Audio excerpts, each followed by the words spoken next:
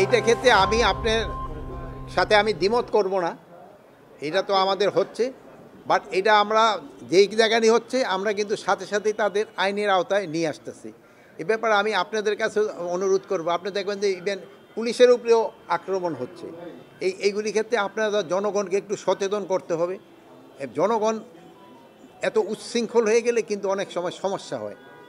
মানে বাহিনী দিয়ে তো সবসময় কন্ট্রোল করা যায় না। এর ক্ষেত্রে যেমন ধরেন আমাদের ছেলে মেয়েদের কন্ট্রোল করার জন্য মা বাবা তারা একটা বড় ভূমিকা পালন করে, আত্মীয় স্বজন একটা বড় ভূমিকা পালন করে।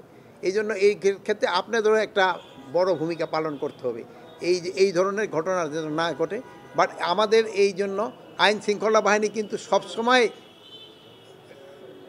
ভিজিল্যান্ট আছে, তৎপর আছে, এবং যে জায়গায় হচ্ছে তাদের কিন্তু আমরা আইনের আওতায় নিয়ে আসতেছি। ভবিষ্যৎ কথা শেষ করে নেই, ভবিষ্যতে যেন এই ধরনের ঘটনা না ঘটে এই জন্য আমরা চেষ্টা করে যাচ্ছি। স্যার, ছাত্র জনতা কি চাইলেই কোথাও অভিযান চালাইতে পারে কিনা? এইটা ক্ষেত্রে কারো কোনো অধিকার নাই আইন শৃঙ্খলা বাহিনী ছাড়া কোনো অভিযান চালানো। আমরা দেখেছি বিভিন্ন জায়গায় হাইওয়েগুলোতে গাছ ফেলে তারপর ডাকাতি করছে, এই বিষয়গুলো আপনি যেটা বলছেন হয়েছে, এটা যেন ভবিষ্যতে না হয় এই জন্য আমরা ব্যবস্থা নিচ্ছি। না, কোন এই যেই ডাকাতিটা আমি দেখছি এই ইসে থেকে ঢাকা থেকে রাজশাহী এই জন্য একটু সংখ্যাটা একটু বেশি, টাঙ্গাইলের এখানেও একটুখানি বেশি। এগুলি যেন না হয় এই জন্য ওই এলাকায় যারা আইন শৃঙ্খলা বাহিনী আছে তাদের আমরা ইনস্ট্রাকশন দিয়েছি, এবং তারা আগের থেকে অনেকটা মনে হয় ভিজিল্যান্ট হচ্ছে। আপনারা হয়তো জানেন ঈদের ক্ষেত্রে যেন এই চাঁদাবাজি যেন না হয় এবং ছিনতাই যেন না হয় এই জন্য আমরা ব্যবস্থা নিচ্ছি এবং আমাদের কার্যক্রম থাকবে। আজ এখানে আসছিলাম ট্যুরিস্ট পুলিশদের সদর দপ্তর পরিদর্শনের জন্য।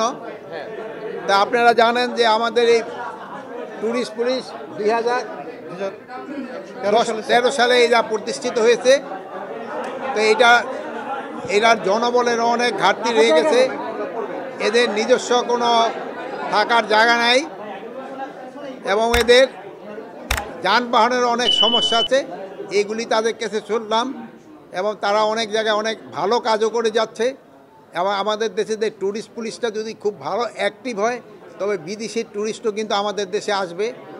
এইটা আমাদের দেশে কিন্তু অর্থনীতিতে একটা বড় ধরনের অবদান রাখবে। এই জন্য এই ট্যুরিস্ট পুলিশটাকে আরও কীভাবে তাদের সংখ্যা বাড়ানো যায়, তাদের যানবাহন বাড়ানো যায়, তাদের থাকার ব্যবস্থা করা যায়। এখানে দেখলেন যে ট্যুরিস্ট পুলিশ একটা ভাড়া বিল্ডিংয়ে থাকে, তাদের নিজস্ব একটা বিল্ডিং হওয়া দরকার। এই সব ব্যাপারে আমাদের আলোচনা হয়েছে এবং এরা ট্যুরিস্ট পুলিশ যদিও সংখ্যা তাদের অনেক কম, বাট তাদের স্পট অনেক বেশি। এই জন্য অনেক জায়গায় তাদের জনসংখ্যাও খুব কম, জনসংখ্যা বলি বাহিনীর সংখ্যা খুব কম। এটা কিভাবে বাড়ানো যায় এইগুলি ব্যাপারে আলাপ হয়েছে।